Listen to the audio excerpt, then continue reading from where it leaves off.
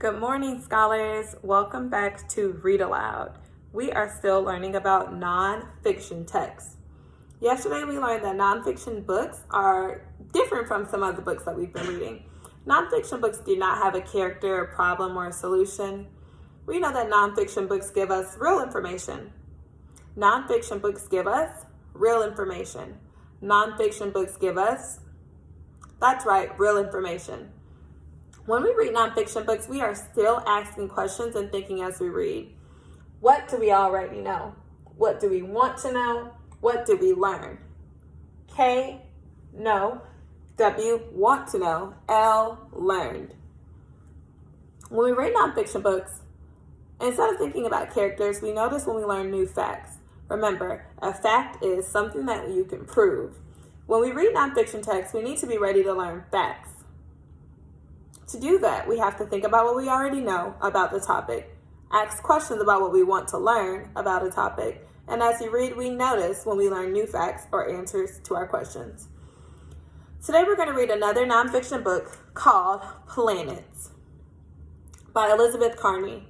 I can tell right away that it is going to be a nonfiction book. I'm noticing that as I flip through the pages, it looks different from a fictional book.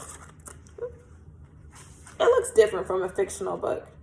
And it looks like there are a lot of great things that we can learn about planets in here.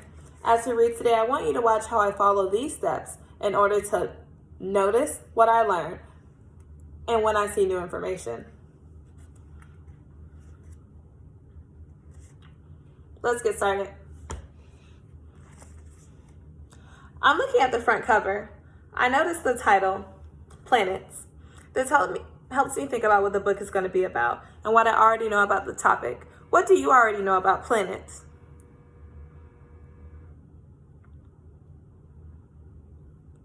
What else do you know about planets?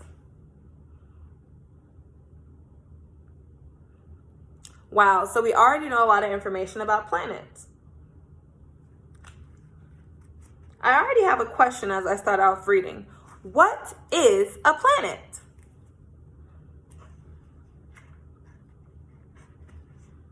That's the first thing I want to know.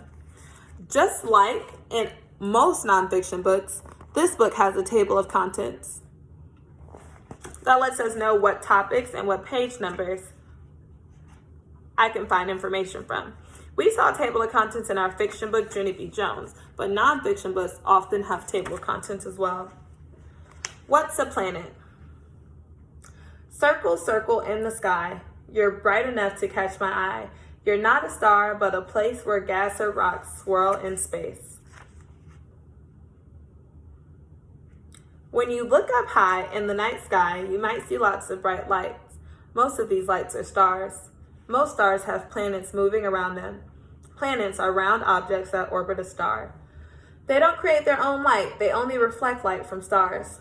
My question just got answered. The text told us that planets are round objects that orbit a star.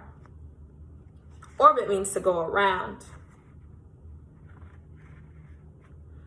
This also tells me that planets don't create their own light. They just reflect light from the star that they orbit.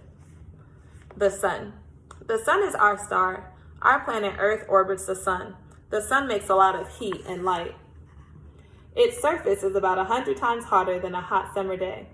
It's also very big. 1 million Earths could fit in the sun. Wow, I just learned that the sun is huge. The text taught me that 1 million Earths can fit inside the sun. Now I'm wondering, are there other planets that go around the sun? I know that the Earth is one, but what are the other planets' names? Our sun and Earth are part of what we call our solar system. There are 8 big planets and 5 small dwarf planets in the solar system. Each planet orbits the sun. The strong pull of the sun's gravity holds the planets in orbit, which keeps them from floating away.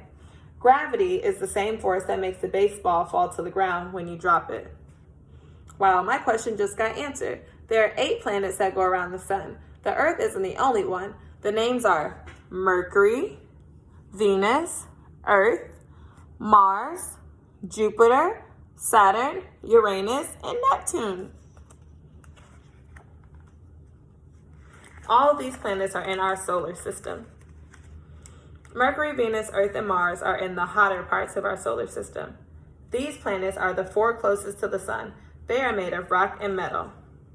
Wow, I just learned that Mercury, Venus, Earth, and Mars are made out of rocks and metals. I wonder what the rest of the planets are made out of. That's what I want to learn.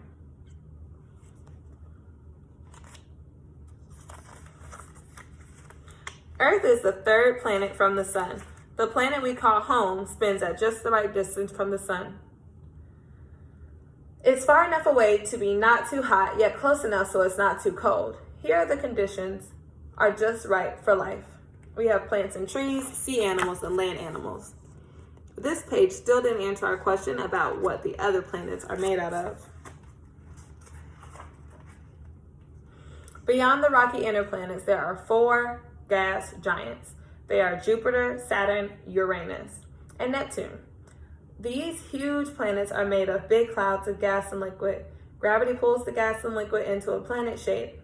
All gas giants have rings. The rings are made of mostly ice and dust. Wow, the author is giving us so much information about the planets. It's letting us know how the planets are the same and different. Dwarf planets are planet-like objects that are part of our solar system. They are much smaller than regular planets. A dwarf planet can be round or egg-shaped. Unlike regular planets, dwarf planets may share their orbit with other space objects.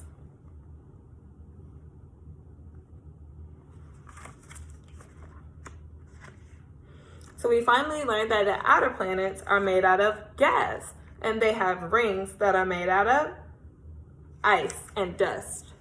Our question got answered.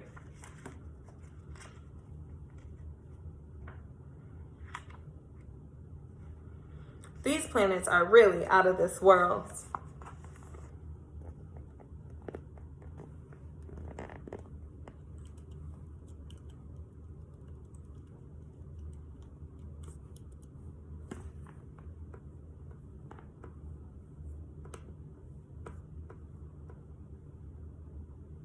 Wow, so now I'm thinking about what I've learned in this text. I think the author really wanted us to learn new information about the planets. Not just our planet, but all of the planets in the solar system. The nonfiction text was mostly about planets and how they are the same and different. Good readers know that when we pick up a nonfiction book, we need to be ready to ask questions and notice when we learn new facts. Thanks for reading.